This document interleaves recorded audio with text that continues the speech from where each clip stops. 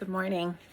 Goodness, life is tough, isn't it? There's not any of us who can say that turning on the news or being on social media or just walking through stores is ever an opportunity for us to not hear that there's some bad happening either directly to us or to those in our world.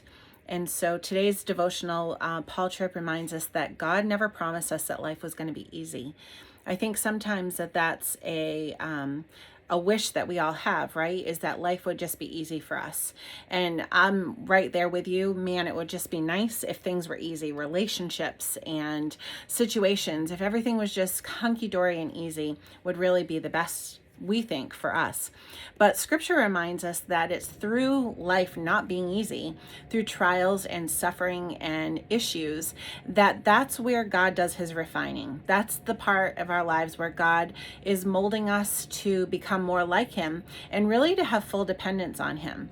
Paul Tripp reminds us that James talks about counting it all joy when we face trials. And then Peter reminds us in 1 Peter 1, he tells us that in this you rejoice through various trials.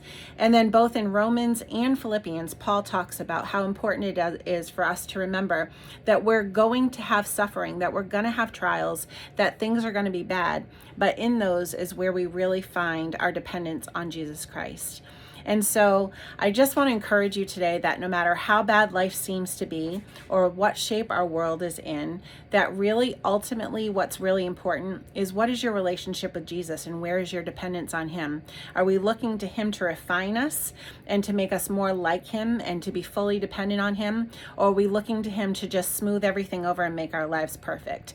Really seeking God's will and wondering what he's doing in the process of that trial and that tribulation and suffering that we're going through.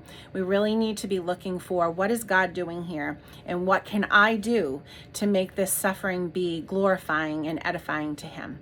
I hope you guys have a great day.